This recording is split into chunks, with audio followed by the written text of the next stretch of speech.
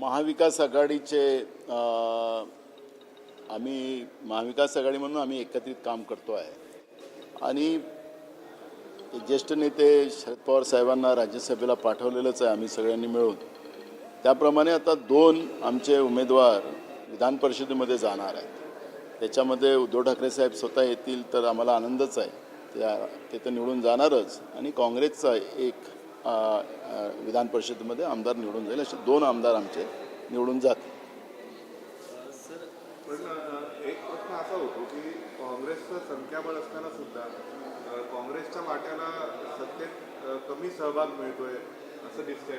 राज्यसभा पण तुम्ही पण त्याग केला पण तुमचा त्याग कोणी बोलत नाहीये. नाही, मूळ प्रश्न आहे की जेव्हा आम्ही कोणाला मदत करतो त्याला आम्ही त्याग केला असं नाही म्हणता येत. आखरी अलायन्स म्हटलं तर आम्हाला एकत्रित काम करावं लागतं आणि एकमेकालाच मदत करावं लागतं आणि अलायन्स म्हणूनच सत्तेतलं जो माज आलेला पक्ष आहे त्याला जनतेसाठी काम करायला भाग पाडणं हे आमचं कर्तव्य बनते आणि म्हणून आम्ही तिघही जण महाविकास आघाडी म्हणून एकत्रित काम करतो आहे.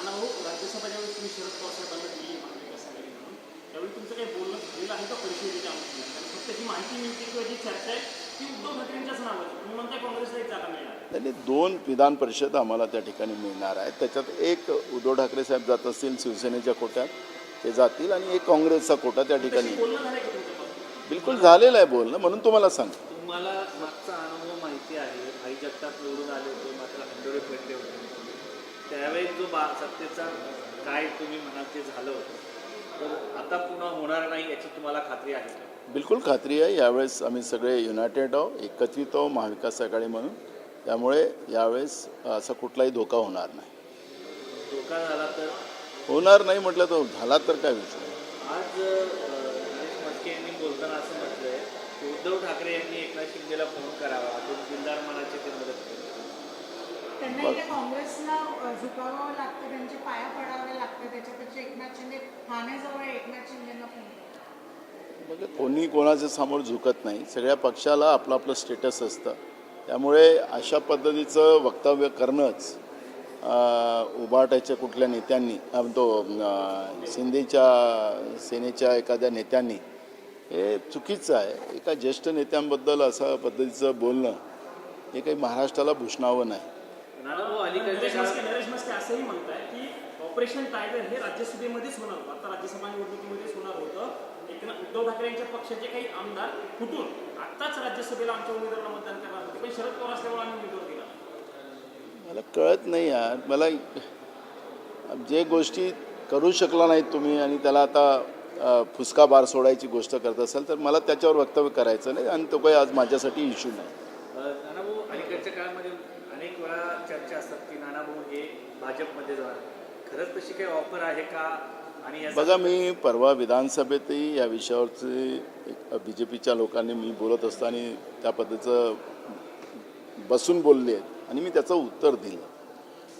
त्यांचे केंद्रातले नेते आणि ज्या पद्धतीनं एक या देशाला विकायचं जे काम त्यांनी सुरू केलेलं आहे त्याबद्दलची चर्चा मला विधानसभेत करायची नव्हती पण मला त्या विषयावर बोलायचं पण नाही. कारण की जे देशाच्या आणि देशाला विकणं आणि देशाच्या संविधानिक व्यवस्थेला संपवणं जे BJPची मानसिकता आहे त्या मानसिकतेशी नाना पटोलेचं कधी नातं जुळू शकत नाही. नाना पटोले कधी सत्तेच्या लालचीला कधी गेला पण नाही आणि जाणार पण नाही. काँग्रेस पक्ष हा माझा मूळ पक्ष आहे आणि काँग्रेस पक्षालाच महाराष्ट्रामध्ये पुढं नेऊन महाराष्ट्रामध्ये काँग्रेसच्या विचाराचं सरकार आणणं हा माझा संकल्प आहे आणि त्याच्यामुळे अशा पद्धतीचे वावडे जे कोणी उडवत असतील तो त्यांना लकलाभ आहे. त्याला माझं काही घेणं देणं नाही. मी काँग्रेसमध्येच राहणार आणि काँग्रेसमध्येच मरणार. अजित पवारांच्या अपघातासंदर्भात सर एक मोठी बातमी अशी येते की CIDला VK सिंग जे VSR कंपनीचे आहेत त्यांनी सांगितलं की पायलटची चूक होती. सुमित कपूर जो आहे तो चुकीचा होता. याला तुम्ही कसं बघतात की VSR कंपनीवरती बोटं उचलले गेलेले मात्र तो आता पायलटवर ब्लेम करतो. एक बघा की DGIनी जी काही माहिती लोकांच्या समोर आणलेली आहे त्या माहितीमध्येच एक गोष्ट स्पष्ट झालेली आहे की हा घातपात आहे, अपघात नाही. ते म्हणतात की झाडाला विमान आदळलं आता मला एक कळतं आहे की आता ते विमानाचं लाईव्ह लोकेशन आपण सगळेजण बघतो आहे. प्रत्यक्षदर्शी लोकांनी जे व्हिडिओ काढले ते आपण बघतो आहे. कुठेही झाडाला ते आदळलेलं नव्हतं. पहिले तर हे सांगण्यात आलं होतं की त्यावेळेस फिजिबिलिटी नव्हती, फिजिबिलिटी एकदम क्लिअर होती आणि म्हणून ही घटना घातपात आहे, अपघात नाही. आणि राज्याचा उपमुख्यमंत्रीच महाराष्ट्रामध्ये सुरक्षित नाही तर महाराष्ट्राचं सामान्य जनतेची काय हालत असेल याचा अर्थ आता या निमित्तानं लागते आहे. त्यामुळे हा व्ही.के. सिंग नावाचा जो प्राणी आहे, मी त्याला प्राणी शब्द वापरेन, की ते बोगस विमानं, अशा पद्धतीचे मेंटेनन्स नसलेली विमानं, ते विमानं कोणत्या याच्यामध्ये दुरुस्त केलेले होते त्यांनी, ते लोक आणि जो पायलट जो होता आणि त्याच्यामध्ये जे कारण त्याच्यामध्ये सांगितलं होतं की जे पायलटला आम्ही नेमलं होतं तो पायलट ट्रॅफिकमुळे येऊ शकला नाही. आता मला एक कळत नाही की मुंबईमध्ये सकाळी ट्रॉफिक कुठं राहते अर्ली मॉर्निंगला, कारण की अर्ली मॉर्निंगचं फ्लाईट होतं ते, त्यामुळे अर्ली मॉर्निंगला नागपूरला मुंबईला फ्लाईट ट्रॅफिक नसतं आणि म्हणून ट्रॅफिकमुळे तो अडला म्हणून याला आम्ही घेतलं. अशा पद्धतीची बनवाबनवीची उत्तरं त्यामध्ये समोर आली. म्हणजे याचा अर्थ हा घातपात आहे. माझी मागणी अशीच आहे की अजूनपर्यंत गुन्हा दाखल का नाही झाला, राज्य सरकार का गुन्हा दाखल करत नाही, CID चौकशी करून या पद्धतीचं हे सगळे प्रकरण दाबण्याचा प्रयत्न करत आहे का, की आम्ही चौकशीचं एक आम्ही चौकशी करतो आहे असं दाखवायचा एक प्रयत्न करून हे प्रकरण दाबण्याचा प्रयत्न केला जातो आहे का, हे सगळे प्रश्न या निमित्तानं उभे होतात. सीबीआय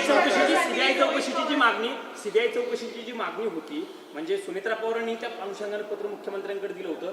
आता जवळपास 25 दिवसापेक्षा अधिक कालावधी उलटलाय नाना भाऊ, पण सीबीआयचं काहीच होत नाही. सरकार त्यांचं तरी सीबीआय का होत नाही असा प्रश्न उपस्थित होतो. हेच म्हणत आहे ना, ज्या प्रकरणामध्ये FIRच दर्ज राज्य सरकार करत नाही, सरकार राहून सुद्धा FIR दर्ज करत नाही, तर याचा अर्थच याच्यामध्ये दालमे काला आहे असं हे चित्र स्पष्ट झालेलं आहे. रोहित सर, एक पवार प्रश्न दिल्लीत असा आहे राहुल की गांधी यांना प्रफुल्ल- भेटणार आहेत. तुम्ही पण सर दिल्लीत आहात, तर विरोधकांकडून जास्त सपोर्ट मिळावं आणि गव्हर्नमेंटवर प्रेशर टाकावा यासाठी तुम्ही पण तेच करणार का? मी आज राहुलजींना जेव्हा भेटणार आहे त्यावेळेस मी या सगळ्या घटनेला मी त्यांना अवगत करणार आहे आणि हे झालेली घटना हे कशी घातपात आहे त्या पद्धतीची माहिती मी त्यांना देणार आहे. सर, यामध्ये तुमच्याच जिल्ह्याच्या जवळचे एक नेते प्रफुल्ल पटेल, त्यांच्यावरही काही प्रश्न उपस्थित केलेले आहेत. तर तुम्ही कसं पाहता या? हे बघा, रोहित पवारांनी एक गोष्ट त्या निमित्तानं पुढं आणली होती की एका राईस मिलच्या फाईलवर सही करण्यासाठीच दादा तिथं थांबलेले होते आणि ती फाईल ऐनवेळ गायब झाली आणि त्याच्यामुळे त्यांना जे बाय रोड बारामतीला यायचं तर ते येऊ शकले नाही आणि ती राईस मिलची फाईल एका मोठ्या नेत्याच्या हाताने क्लिअर करण्याचा प्रयत्न सुरू होता. तर मोठे नेते राष्ट्रवादीचे तेच होते, प्रफुल्ल पटेल. असा रोहित पवाराचा इशारा आहे. आता ते चौकशीमध्ये पुढे येईल. बरं, त्या मुलाच्या लग्नाला देखील प्रफुल्ल पटेल उपस्थित होते का असा प्रश्न रोहित पवार यांनी उपस्थित केला आहे. म्हणजे सिंग कुटुंब जे VSR कंपनीचा मालक आहे त्यांचे काही लागेबांधे आहेत का असा प्रश्न उपस्थित करण्यात आलेला आहे. बघा, आता रोहित पवाराजवळ खूप सारी माहिती असल्यामुळे आता रोहित पवार मला भेटले नाही. आताच त्यांचा मला फोन आला होता, ते इथं दिल्लीला आलेले आहेत, विजय चौकात थांबलेले आहेत असं ते सांगत होते. मी पण पार्लमेंटला चाललेलो आहोत. त्यामुळे ही मला ते रोहित पवारांकडून अजून काय काय माहिती त्यांच्याजवळ आहे, अद्ययावत माहिती असेल, काय असेल, कुठल्या माहितीच्या अधिकारावर त्यांनी ती माहिती गोळा केलेली असेल, ती माहिती घेतल्यानंतर मी पण त्याच्यावरची प्रतिक्रिया देईल. सर, राज्याचा एक प्रश्न असा आहे की बांगलादेशी घुसखोरांना सरकारकडूनच अन्न पुरवठा मिळतोय का हा प्रश्न निर्माण होतो, कारण की ATSने यादी बाहेर काढून पण अजूनपर्यंत राशन कार्डवरून त्यांचे नावं जे आहेत ते गायब नाही झाले. तुम्हाला माहितीसाठी सांगतो की मुंबईमध्ये एका बांगलादेशीला भाजपच्या संघटनेचा अध्यक्ष केला गेला होता, अल्पसंख्याक याचा. जेव्हा मी मुद्दा उपस्थित केला तेव्हा त्याला त्यांनी पक्षातून बाहेर काढलं. मूळ प्रश्न असा की त्यांचा एक नेता आहे, आता SR महाराष्ट्रामध्ये सुरू होता 1 एप्रिलपासून. ते म्हणतात की आम्ही बांगलादेशी आणि या सगळ्या लोकांना बाहेर काढायचा आमचा निर्णय आहे SRM. मग 12 वर्ष मोदीचं सरकार देशामध्ये आहे, बहुमताचं सरकार आहे. या 12 वर्षात हे जोरुंगे हे आपले बांगलादेशी कुठून आलेत, विदेशी नागरिक कुठून आलेत, काय मोदीचं सरकार कमजोर आहे, ते विदेशी घुसखोरांना थांबवू शकले नाही. आणि त्याच्यामुळे जसा तो प्रश्न आपण ATSने निर्माण केला की त्यांना अन्नधान्य वगैरे देण्याचं काम आहे. ते मग हे सरकार महाराष्ट्रामध्ये फडणवीसाचं, एकनाथ शिंदेचं सरकार काय झोपलेलं होतं.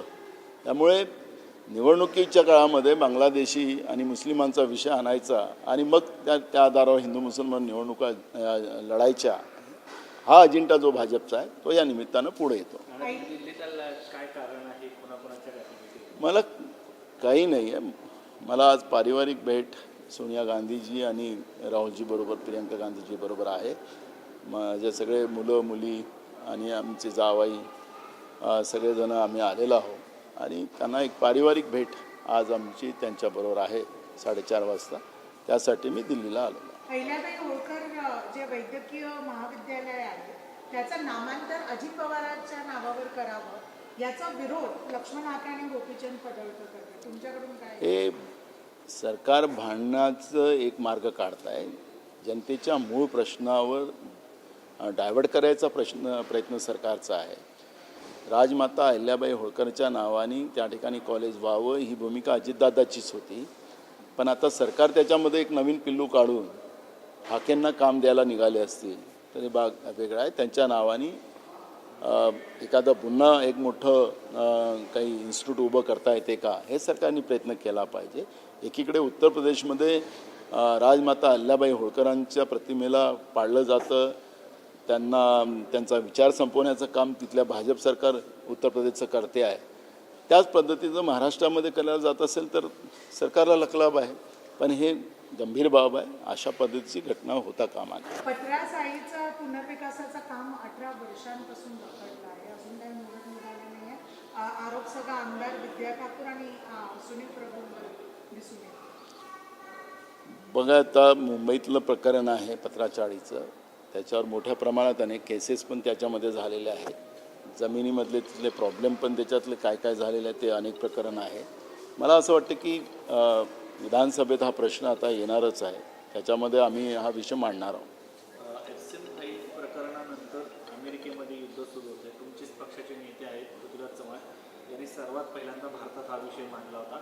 खरंच वाटतं का हे युद्ध एप्सिन फाईलमुळे सुरू आहे आणि भारतातल्या शेतकऱ्यांना देखील याचा मोठा फटका बसतो? काय सांगेल? मला वाटतं की जे काही आता आपल्या देशाच्या प्रधानमंत्र्याची जी भूमिका आहे ती संशयास्पद आहे. एप्स्टीन फाईलचे जेवढे काही भागीदार आहेत हे भागीदार एकमेकाला दबून काम करतात. इराण यांनी आपल्या वाईट दिवसातही इराणनी आपल्याला मदत केलेली आहे. पाकिस्तानच्या विरोधात ठामपणे उभा राहणारा इराणच हा आपल्याजवळ एक देश होता. पण आज इराणला पण मदत करायची भूमिका सरकारची नाही. आज दुटप्पी भूमिकेमध्ये देशाचं सरकार, नरेंद्र मोदीचं सरकार त्या पद्धतीची भूमिका घेऊ नये. जागतिक पातळीवर भारत देश हा आता नपुसक झालेला आहे का असं चित्र पूर्ण देशामध्ये, जगामध्ये निर्माण झालेलं आहे. त्यामुळे या सगळ्या परिस्थितीकडे आपण पाहिलं तर हे युद्ध एप्स्टीन फाईलमुळे आहे का असं मी म्हणण्यापेक्षा एप्स्टीन फाईलच्या दबावामुळे आपल्या देशातलं 56 इंचीचा सीना नरेंद्र मोदीचं सरकार हे शांत बसलेलं आहे आणि त्याचे सगळे परिणाम आपल्या देशाच्या जनतेला भोगावं लागतात आहे.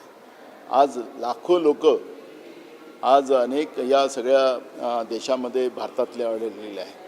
आपल्याला लक्षात असेल की पहलगामची जेव्हा घटना झाली त्यावेळेस तिथं अडलेल्या लोकांना त्यांच्या काश्मीरमध्ये अडलेल्या लोकांना तिथं नेण्यासाठी जो प्रयत्न करण्याची भूमिका सरकारने घेतलेली होती, मग प्रत्येक राज्य सरकारने घेतली होती, महाराष्ट्राने घेतलेली होती. त्यावेळेस 1-1 लाख रुपयाचं तिकीट काढून लोकांना मुंबईला जावं लागलं होतं श्रीनगरवरून. तसंच आता अरब कंट्रीमधून इकडे यायचं असेल तर लाखो रुपयाचं तिकीट घ्यावं लागतं आहे. असं चित्र आपण पाहतो आहे. ते हे विदेशामध्ये असलेल्या भारतीय नागरिकांना वाचवून असणारं सरकार, तिथं लोकांची लूट होणारं हे सरकार, या पद्धतीचं हे पाहतो आहे. आणि त्याचे परिणाम आता गॅस दरवाढ होत आहे, पेट्रोल डिझेलची दरवाढ होत आहे, सगळी महागाईचा आग, तिथल्या स्फोटकाची महागाईची आग आपल्या देशामध्ये पोचते आहे आणि देशातलं सरकार शांततेनं बसलेलं आहे. हेच या देशाचं दुर्भाग्य आहे असं म्हटलं तर वावगं ठरणार नाही.